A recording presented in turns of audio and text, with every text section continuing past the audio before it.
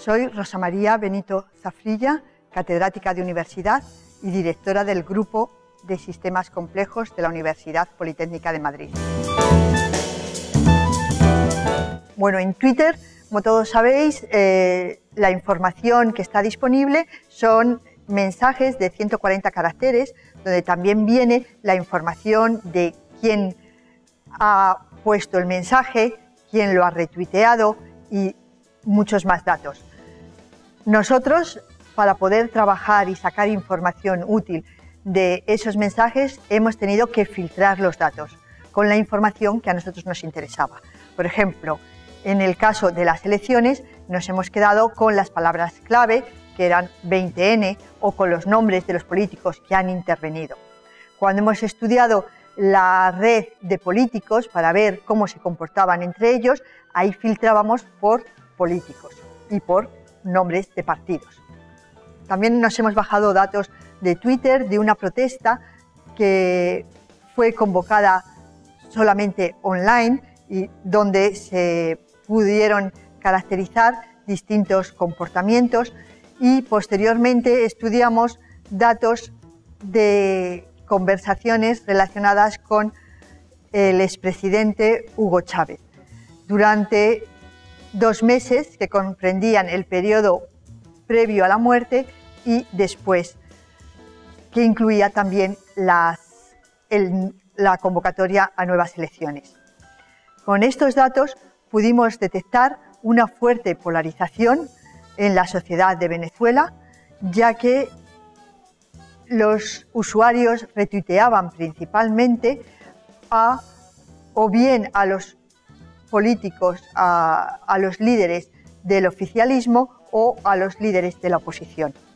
Nosotros desarrollamos un modelo basado en los datos que era capaz de inferir las opiniones de los usuarios en función de sus conexiones en la red.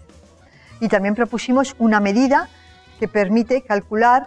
el índice de polarización de una distribución. Es decir, a partir de los datos obteníamos las distribuciones y de ahí calculábamos el índice de polarización, observándose que previo al fallecimiento la polarización era más baja. Durante el día del anuncio del fallecimiento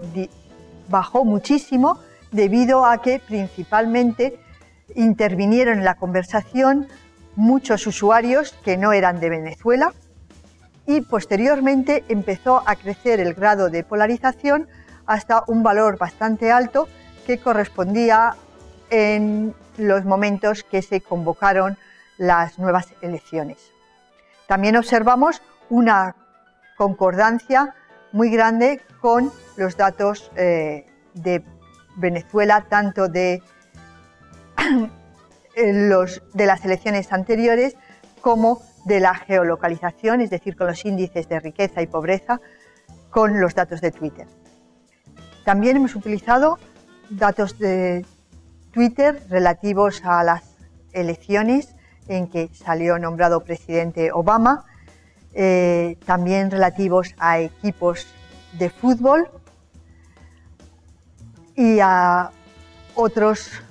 Se puede aplicar a cualquier tema, por ejemplo, también dentro de la agricultura o del tema agronómico se puede aplicar para detectar plagas o ver si el precio de un determinado cultivo sube porque la gente empieza a tuitear más sobre esos temas. Al considerar distintas conversaciones, queríamos ver la universalidad de una medida que propusimos, una medida de influencia de los usuarios en Twitter, que la definimos como la eficiencia, es decir, el número de retweets que conseguían dividido por el número de mensajes originales que realizaban, observando que la mayoría de los usuarios tenían tantos retweets como mensajes, pero sin embargo en Twitter existe una élite, un grupo importante, un grupo pequeño de usuarios que obtienen un número muy elevado de retweets. Estos son las celebrities, los líderes políticos, los famosos en general. La información que se obtiene en Twitter